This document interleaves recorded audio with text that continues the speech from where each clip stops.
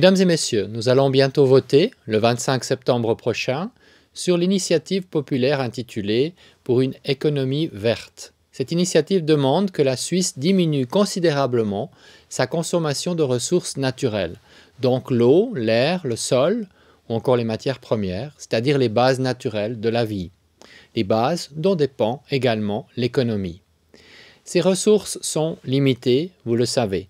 Pourtant, elles sont surexploitées. Chaque année, nous consommons en effet plus de ressources que la planète ne peut en fournir. Si tous les habitants de notre planète consommaient autant que nous les Suisses, alors il faudrait 3 fois plus de ressources que celles qui sont produites aujourd'hui sur notre Terre. Le Conseil fédéral est conscient de cela.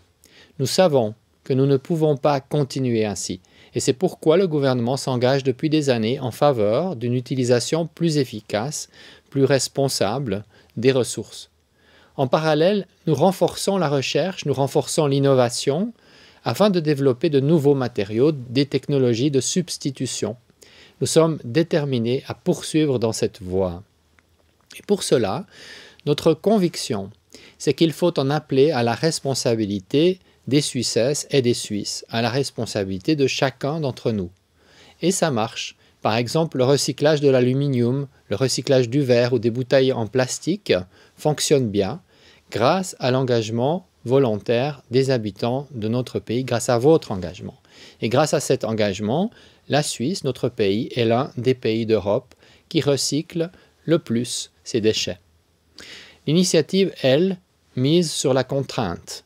Elle fixe des objectifs peu réalistes. Elle veut obliger la Confédération, les cantons et les communes à mettre en place une économie qui réduise drastiquement notre consommation d'énergie. Ainsi, elle demande que nous réduisions notre consommation de ressources de 65% d'ici 2050.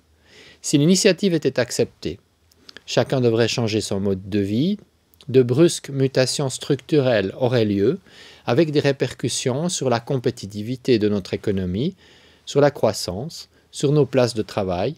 Les prix prendraient l'ascenseur et de plus, la Suisse s'isolerait en la matière de ses voisins. Ce qui est en fait à l'opposé de l'objectif du Conseil fédéral. Nous souhaitons une politique qui certes ménage les ressources de la planète, mais qui soit aussi coordonnée au plan international. Mesdames et messieurs, nous tenons tous à préserver l'environnement. Le Conseil fédéral aussi tient à préserver l'environnement. L'utilisation plus efficace des ressources naturelles est une nécessité, mais contrairement à l'initiative, le Conseil fédéral entend agir progressivement et avec égard pour l'économie et pour la population. Nous misons sur l'engagement volontaire, nous misons sur l'innovation et nous misons sur les efforts conjugués au plan international. Le Conseil fédéral et le Parlement vous recommandent de soutenir cette politique-là et donc de dire non à l'initiative en question.